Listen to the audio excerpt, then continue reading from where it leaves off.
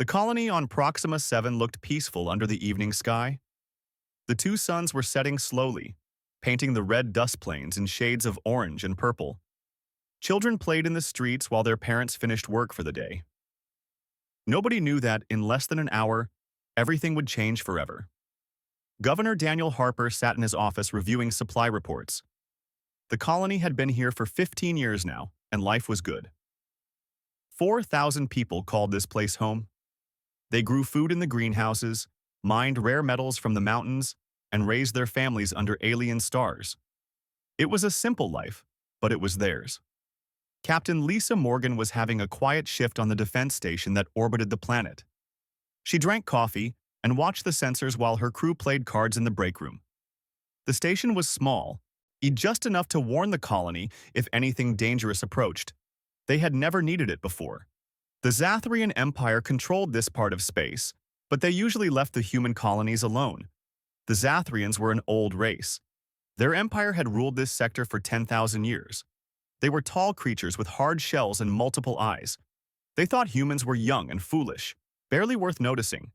Humanity had only discovered faster than light travel 60 years ago.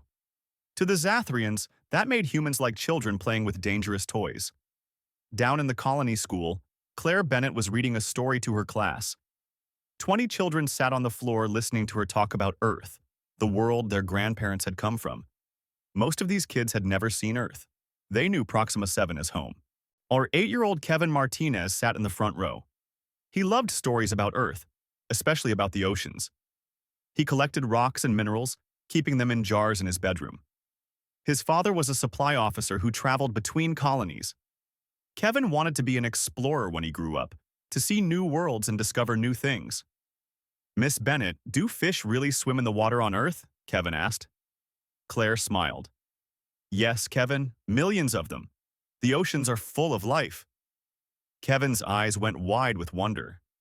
He drew pictures of fish in his notebook, imagining what they might look like. At that moment, 12 Zathrian warships dropped out of hyperspace near the planet. Their weapons were already charging as they appeared.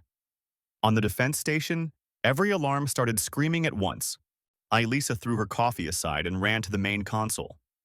The screen showed 12 massive contacts, each one 5 times bigger than her station. "Get everyone to battle stations now," she shouted. Her crew rushed from the break room, their card game forgotten. Lisa tried to contact the ships. "Zathrian vessels, this is Proxima 7 Defense Station. You are approaching human territory. Please state your intentions." There was no answer. The ships kept coming closer, their formation perfect and deadly. On the surface, Daniel's communicator beeped urgently. Lisa's face appeared on the screen. "Governor, we have 12 Zathrian warships incoming. They're not responding to contact. I think they're going to attack." Daniel felt ice in his stomach. "Sound the emergency sirens. Get everyone to the shelters." The warning sirens began to wail across the colony. People stopped what they were doing and looked up in confusion. They had drills for this, but it had never been real before. In the school, Claire heard the sirens and immediately stood up. "Children, we need to go to the shelter right now. No running, stay together." The kids got up quickly. Some looked scared. Kevin grabbed his backpack with his rock collection in it. He didn't want to leave it behind. "Leave the bags, Kevin," Claire said gently. "We need to move fast." Kevin hesitated, then put his backpack down. He held onto one special rock in his pocket, a blue crystal his father had given him from another world. Above the planet, Lisa made a decision. Her little station couldn't stop 12 warships, but she could try to slow them down. Maybe give the people below more time to reach safety. "Charge all weapons," she ordered. "Target the lead ship." Her weapons officer looked at her with wide eyes. "Captain, we can't fight them all." "I know," Lisa said quietly, "but we have to try. Those are our people down there." The defense station fired first. Its missiles streaked toward the lead Zathrian ship. The warship's shields absorbed the impact easily, but now they knew the humans would fight. The Zathrian commander was Lord Vexthar, a veteran of many campaigns. He had received his orders directly from the High Council. The humans had refused to leave this system. The Council wanted to teach them a lesson. Make them understand that the Zathrian Empire was not to be questioned. Destroy the station, Vexthar ordered. Now then begin bombardment of the surface. 6 Zathrian ships opened fire on Lisa's station. Plasma bolts tore through space. The station's shields held for a few seconds, then failed. The hull began to tear apart. Abandon station, Lisa shouted. Everyone to the escape pods. Her crew ran for the pods. Lisa stayed at her post, firing the last of her missiles at the enemy. She bought her people 30 more seconds, then ran for her own pod. The station exploded behind her as she launched into space. On the surface, people were still running for the shelters. The colony had 3 large underground bunkers built for emergencies. Each one could hold 1,500 people if they packed in tight. Claire got her students to the nearest shelter. Parents were there waiting, grabbing their children. Kevin looked around for his father but knew he wouldn't be there. Dad was on a supply ship 3 systems away. The first plasma bolt hit the recreation center. The building exploded in a ball of fire. The shockwave knocked people off their feet. Children screamed. Parents grabbed them and ran faster. The colony shields activated, a dome of energy covering the settlement. They were designed to protect against accidents and small asteroids, not military weapons. They held for 90 seconds while the Zathrians poured fire onto them. Kevin made it into the shelter with Claire and the other children. The heavy doors were closing. Through the gap, he could see the sky burning red. Then the shields failed. The bombardment lasted 6 minutes. To the people hiding in the shelters, it felt like hours. The ground shook with each impact. Dust fell from the ceiling. Children cried while adults held them close and tried to stay calm. When the explosions finally stopped, there was silence. A terrible, heavy silence that felt worse than the noise. Claire Bennett kept her students together in one corner of the shelter. She counted heads over and over, making sure everyone was still there. Kevin sat against the wall, his blue crystal clutched in his hand, eyes wide and scared.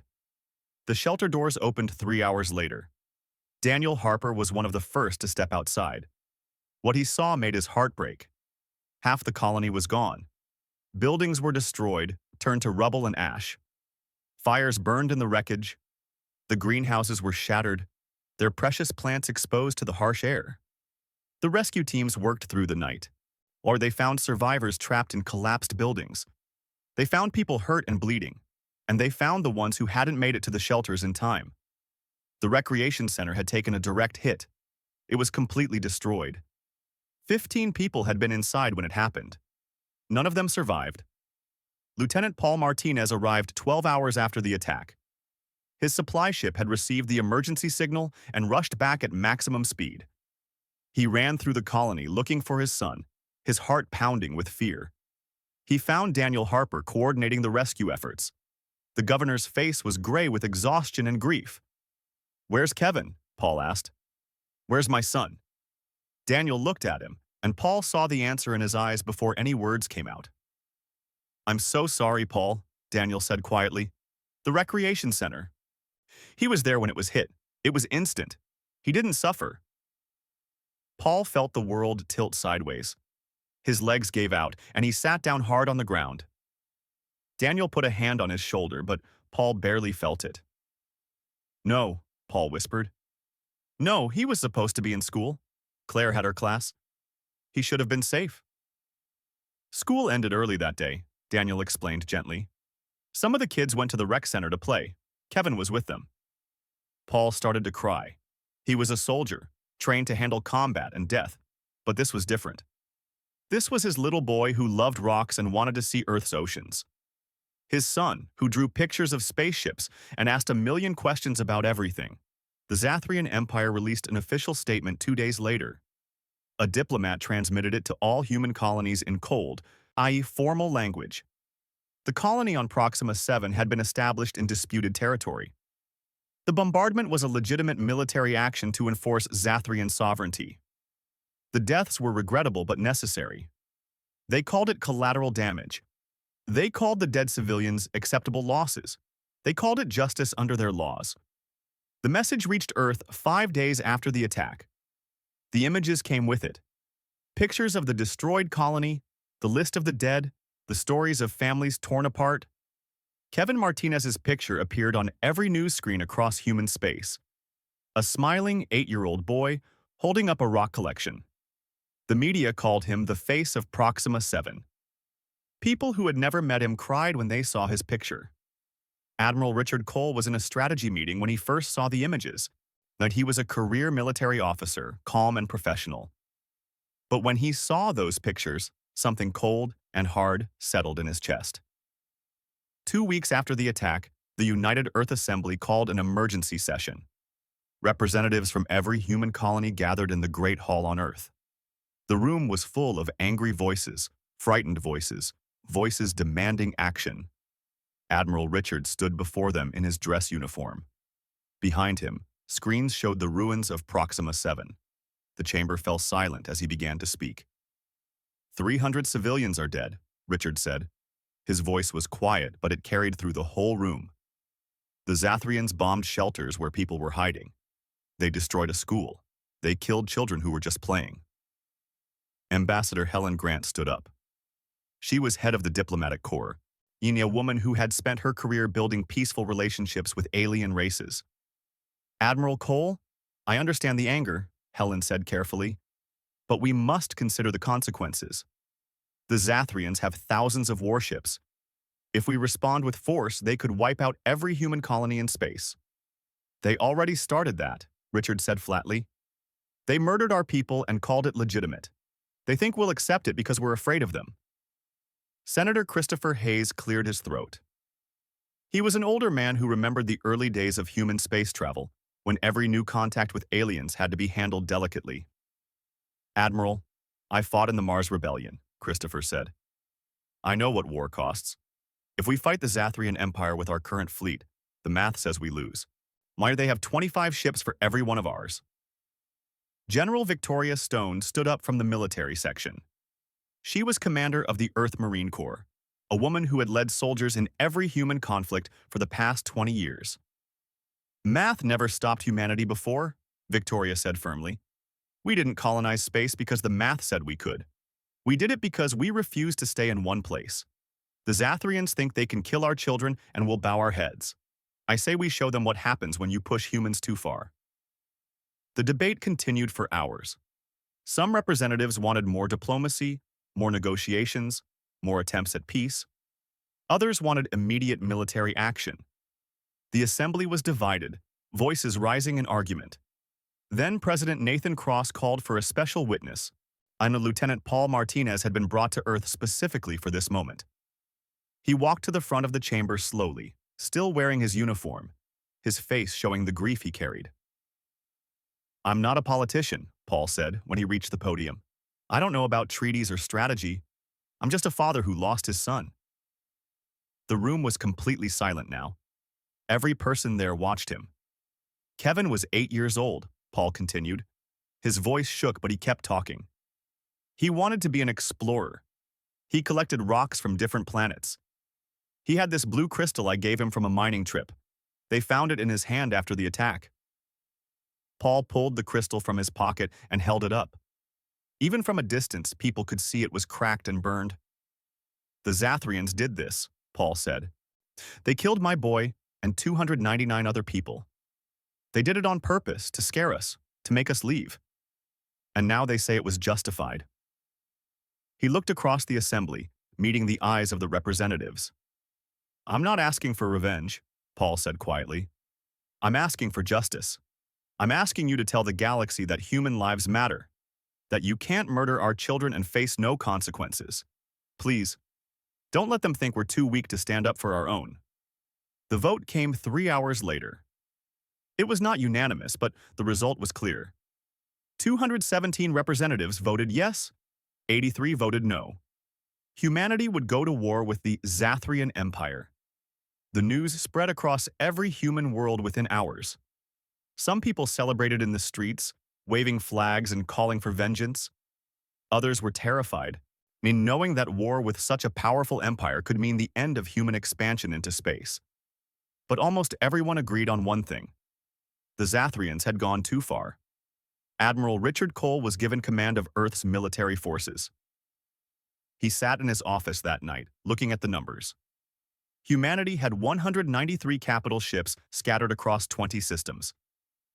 The Zathrians had over 5,000. The Empire controlled 200 star systems and had been fighting wars since before humans discovered fire. But Richard had fought against bad odds before. He understood something important about warfare. The side with more ships did not always win. Sometimes the side that fought smarter won instead. He called a meeting with his top officers. Captain Lisa Morgan was there. I recovered from her escape pod and promoted for her bravery at Proxima 7. General Victoria Stone represented the Marines. Commander Jake Phillips led the destroyer squadron. A dozen other officers filled the room. "We cannot fight them the way they expect," Richard said, showing star charts on the big screen. "The Zathrians have been using the same tactics for thousands of years. They form up their fleets in standard formations and trade shots until one side breaks. If we fight that way, we lose." "So what do we do?" asked Commander Jake. He was young for his rank, barely 30, but he had a reputation for creative thinking. "We fight like humans," Richard said. "We hit them where they're weak. We move fast. We make them react to us instead of executing their plan. We make them afraid." Lisa Morgan studied the charts. Their supply lines are spread thin. They control so much space that they cannot defend everything at once. If we strike their logistics, we can hurt them without fighting their main fleets. "Exactly," Richard agreed. "We need to make them bleed slowly. Every destroyed supply depot, every cut communications line, every isolated patrol we eliminate adds up. We make this war expensive for them." The first strike happened 1 week after the declaration of war. 3 human destroyers under Commander Jake's command jumped into the Kepler system where the Zathrians operated a major mining facility. The facility was guarded by 2 patrol ships and a defense station. The human ships did not attack the facility directly. Instead, they moved through the system's dense asteroid field at high speed, dropping specialized mines as they went. The mines were small and hard to detect. They would sit dormant until a ship passed nearby, then activate and strike. When the Zathrians sent reinforcements to investigate, they found their main supply route was now deadly. The first cruiser that tried to pass through the asteroid field hit 3 mines and lost its engines. The second ship detected the mines and had to go the long way around, adding 6 hours to every trip. Commander Jake's ships were already gone, jumping to their next target. The second strike came at Barnard Star. A Zathrian patrol of 5 cruisers was stationed there to guard a communications relay. They detected 6 human frigates approaching and moved to intercept in their standard formation. The human ships opened fire at maximum range, then immediately jumped away using their faster drives. The Zathrians repositioned to defend, confused by the quick retreat. Then the human ships appeared again, this time behind the formation. Jake's tactics were simple but effective. Hit and run. Never stay in one place. Never fight fair. By the time the Zathrian commander figured out what was happening, one of his cruisers was badly damaged and the humans were gone again. "They fight without honor," the Zathrian commander reported back to his superiors. "They refuse to engage properly." But humans did not care about Zathrian ideas of honor. They cared about winning. The raids continued across the border systems. Human forces struck mining operations, supply convoys, isolated outposts. They avoided the major fleet concentrations and picked off vulnerable targets. Every attack was carefully planned to cause maximum damage with minimum risk. Lieutenant Paul Martinez volunteered for the Marine Corps assault teams. He could not bring his son back, but he could fight the people who killed him. He was assigned to Sergeant Karen Lee's platoon, a unit training for shipboarding operations. "The Zathrians are bigger and stronger than us," Karen told her Marines during training. "They have natural armor and they can see in multiple directions at once. But they have weaknesses too. They think in rigid patterns. They follow doctrine even when it gets them killed. We're going to use that against them." The platoon trained for weeks, learning how to fight in the tight corridors of a spaceship, how to use grenades in zero gravity, how to breach sealed doors and clear rooms quickly. Paul threw himself into the training with intense focus. When his mind was busy with tactics and weapons, he did not think about Kevin as much. The first boarding action happened at Ross 154. Human ships disabled a Zathrian destroyer using focused fire on its engines. Once the ship was drifting helpless, the assault shuttles launched. Paul was in the first wave with Karen. They cut through the hull using plasma torches and poured into the enemy ship. The Zathrians were waiting for them, using the corridors as choke points. The fighting was brutal and close.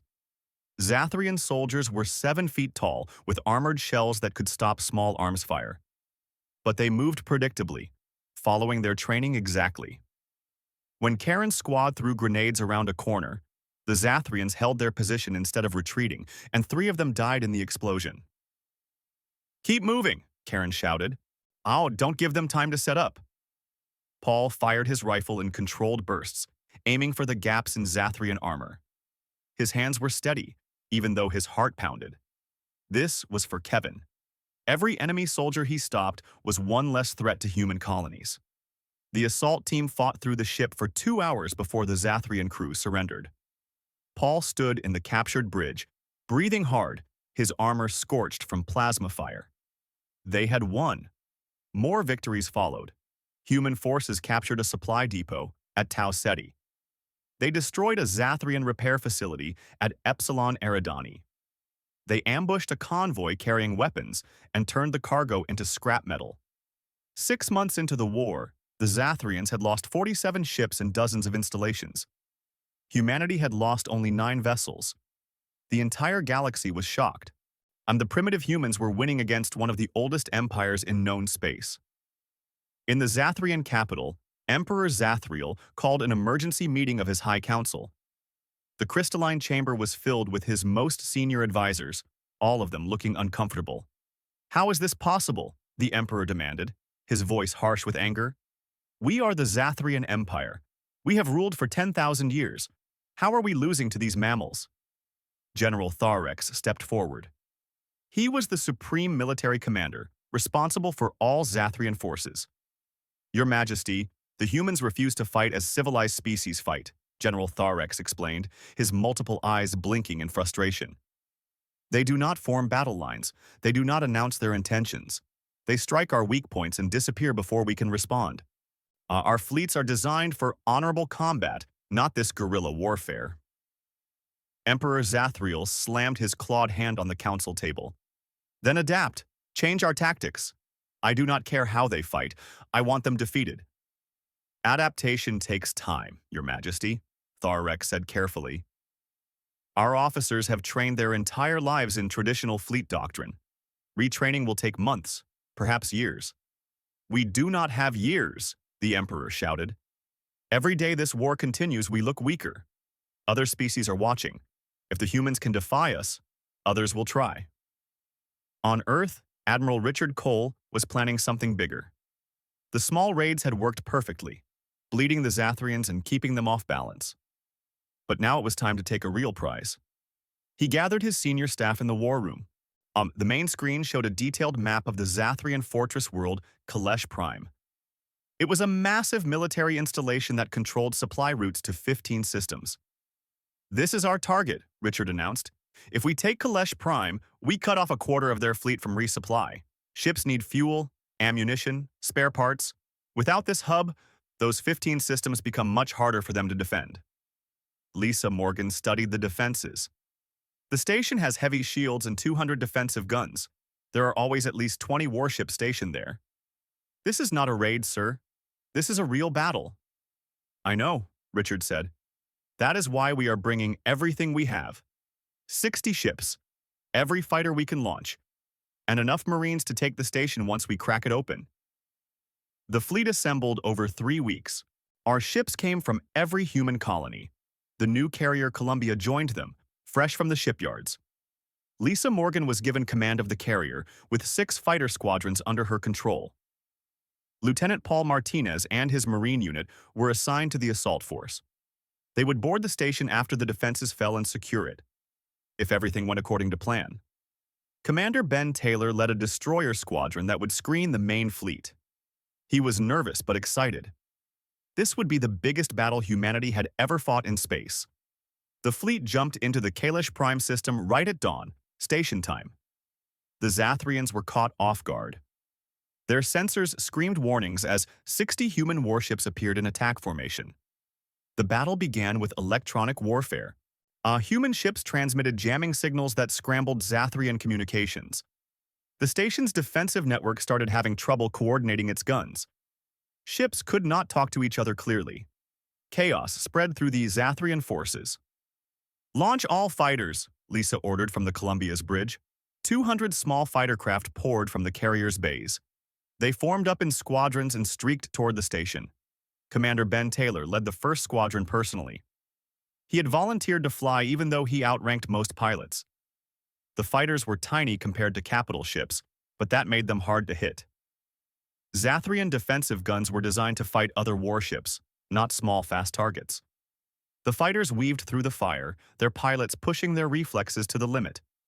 "All wings focus on the shield generators," Ben called over the radio. "Hit markers 1 through 6. Make every shot count." The fighters dove at the station like angry hornets. They launched precision missiles at the generator towers that projected the shields. Explosions bloomed across the station's surface. One generator went down, then another. The Zathrian defenders fought back hard. Fighter pilots died when defensive fire found them. Ben watched his wingman explode in a ball of flame and kept flying. There would be time to grieve later. Right now, they had a job to do. The main human fleet engaged the Zathrian warships. Admiral Richard had split his forces into 3 groups that attacked from different angles. The Zathrians tried to form their traditional defensive formation, but the jamming made coordination nearly impossible. Destroyer squadrons darted in and out, firing missiles and then retreating before the Zathrians could return fire effectively. The human ships were smaller and faster. They used that advantage, refusing to sit still and trade shots. 6 hours into the battle, Zathrian reinforcements arrived. 30 fresh warships jumped in, ready to crush the human fleet. But Richard had planned for this. He had positioned a reserve force of destroyers on the edge of the system, waiting.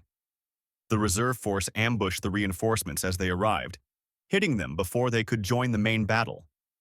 The Zathrian commanders were divided now, not sure whether to help the station or deal with the ambush. "Press the attack," Richard ordered his fleet. "Do not give them time to think." On the station, the shields were failing. Ben's fighters had destroyed 4 of the 6 generators. The remaining shields covered less than half the structure now. Human capital ships moved in closer, their heavy guns pounding the exposed sections. "Marines, prepare for assault," came the order over Paul's communicator. His unit loaded into armored shuttles. There were 200 Marines total, all volunteers, all ready to fight. Sergeant Karen Lee checked her weapon one last time and looked at her people. "Remember your training," Karen said. "Stay together, watch each other's backs, and do not take stupid risks. We want that station, but I want all of you alive more." The shuttles launched while the battle still raged around them. They dodged fire from the remaining defensive guns and headed for breach points the fleet had created. Paul gripped his rifle tight as their shuttle shook from explosions nearby. They hit the station hard, cutting through the hull and pouring inside. The Zathrian defenders were ready. They had set up barricades in the corridors and filled the air with plasma fire. The Marines used their training. They moved in small teams, covering each other, using grenades to clear strong points. Paul's squad fought their way through a cargo bay where Zathrian soldiers had taken defensive positions behind supply crates. "Flashbang!" someone shouted. The grenade went off with a blinding flash. Paul and his team rushed forward while the defenders were stunned. Close-quarters fighting was brutal. Paul shot a Zathrian soldier at point-blank range, then spun to engage another. The battle inside the station lasted 18 hours, and the Marines fought for every corridor, every room, every deck. Slowly, section by section, they pushed the defenders back. Outside, the space battle was ending. The Zathrian reinforcements had been scattered by the ambush. The station's guns were mostly silent now, destroyed by the human fleet. The remaining Zathrian warships started to retreat, abandoning the station. Paul's unit reached the station command center. The Zathrian commander was there with his last few guards. He looked at the humans with his multiple eyes, seeing soldiers covered in dust and blood, but still standing. "You fight like savages," the Zathrian commander said in broken English. "We fight to win," Karen replied. Surrender now, and your people live. The Zathrian commander lowered his weapon. His guards did the same. The station was theirs. A news of the victory spread through human space within days. Kalesh Prime, a fortress that had stood for 500 years, had fallen to human forces. The impossible had happened again. Emperor Zathriel did not take the loss of Kalesh Prime well. He smashed furniture in his throne room and screamed at his advisors. The humans had humiliated his empire. Species across the galaxy were watching, whispering that the mighty Zathrians could not even defeat the newcomers. "I want Earth destroyed," the Emperor declared. "Gather the Grand Fleet. We will strike at their homeworld and end this war in one blow." General Tharrex hesitated. "Your Majesty, pulling so many ships from border defense is risky. If we commit the Grand Fleet and fail, we leave ourselves vulnerable." "We will not fail," Zathriel hissed. 1,200 warships will crush anything the humans can assemble. Their capital will burn, and the rest of their colonies will surrender out of fear. The Grand Fleet began gathering at the Empire's core systems. It was the largest military force the Zathrians had assembled in 300 years. 1,200 ships, including their most powerful dreadnoughts and battle carriers. The formation stretched across space like a metal continent. Human intelligence detected the buildup 3 days before the fleet departed. Spy satellites, informants, and long-range sensors all reported the same thing. The Zathrians were coming, and they were bringing everything. Admiral Richard Cole received the reports in his office. He stared at the numbers for a long time without speaking. Or 1,200 ships against maybe 300 that humanity could gather if they pulled every vessel from every system. "We cannot evacuate Earth in time," General Victoria Stone said quietly. She was in the office with him, along with President Nathan Cross. "Even if we tried, where would 4 billion people go?" "We do not evacuate," Richard said finally. "We fight." "The math is not in our favor," Nathan said. The president looked tired, the weight of the coming battle heavy on his shoulders. "The math has never been in our favor," Richard replied. "But we are still here. We are going to meet them in the outer system near Neptune. Use the terrain, the moons, the debris fields. Make them come to us on our terms." The call went out across all human space. Every ship that could fly, every volunteer who could fight, report to Earth immediately. Military vessels came first, but civilian ships followed. Cargo haulers fitted with missile pods, mining ships with improvised weapons. Even pleasure yachts volunteered to carry supplies or evacuate wounded. Lieutenant Paul Martinez transferred to the destroyer Valiant under Captain Ben Taylor's command. After the success at Kalesh Prime, Ben had been promoted and given his own ship. He asked for Paul specifically, knowing the Marine's determination and skill. "Do you think we can win this?" asked Private Amy Cooper. She was 19 years old, fresh from training, assigned to Paul's unit just 2 weeks ago. Paul checked his rifle and looked at the young Marine. "We have to win. There is nowhere left to run. If they get past us, Earth dies." The fleet assembled near Neptune over 10 days. 300 human ships of all sizes formed defensive positions among the ice moons and debris rings. Admiral Richard placed his fastest ships on the edges, his carriers in protected positions, his heaviest warships guarding the direct approach to Earth. Captain Lisa Morgan prepared her fighters on the Columbia. She had lost 60 pilots at Kalesh Prime. New ones had replaced them, but they were less experienced. She gave them the best advice she could. "Stay with your wingmates. Do not chase glory. Do your job and come home alive." The Zathrian Grand Fleet arrived like a hammer falling from the sky. 1,200 warships dropped out of hyperspace in perfect formation. Their weapons powered up, their shields glowing. They looked unstoppable. "All ships, this is Admiral Cole," Richard transmitted to the fleet. Today we defend our home. Today we show the galaxy that humanity does not break. Fight smart, fight hard, and make every shot count." The Zathrians advanced in their traditional formation, a massive wall of ships moving forward together. They expected the humans to form a defensive line and meet them head-on. But Richard refused to fight their way. "All ships implement protocol endurance," he ordered. "Scatter formation. Hit and fade." The human fleet broke apart into dozens of small groups. They scattered among Neptune's moons, using the gravity wells and debris fields as cover. When the Zathrians tried to pursue, they found themselves fighting in terrain that favored smaller, more agile ships. Lisa launched her fighters. 200 craft swarmed toward the Zathrian vanguard. They did not try to destroy the massive dreadnoughts. So instead they targeted sensors, communication arrays, weapon mounts. They made the big ships partially blind and deaf. The Zathrian formation started to fragment. Ships lost contact with their command structure because of the jamming. When they tried to reform, they collided with each other in the confusion. The perfect formation became a chaotic mass. Human destroyer squadrons struck from unexpected angles. They would fire missiles, then disappear behind a moon before the Zathrians could target them properly. Reappear somewhere else and fire again. It was exhausting, dangerous work, but it was working. The Valiant engaged a Zathrian cruiser near one of Neptune's ice moons. Ben Taylor brought his ship in fast, weapons blazing. The cruiser was bigger and more powerful, but the Valiant was faster. "All power to forward guns," Ben ordered. "We are going straight through them." The destroyer's main cannon fired continuously. The Zathrian shields absorbed the first hits, then started to weaken. Ben kept firing, kept pushing forward. The cruiser tried to turn and bring more weapons to bear, but the Valiant was already too close. When the Zathrian shields finally collapsed, Ben's missiles found their mark. The cruiser broke apart in a series of explosions. The Valiant raced through the debris field, already looking for its next target.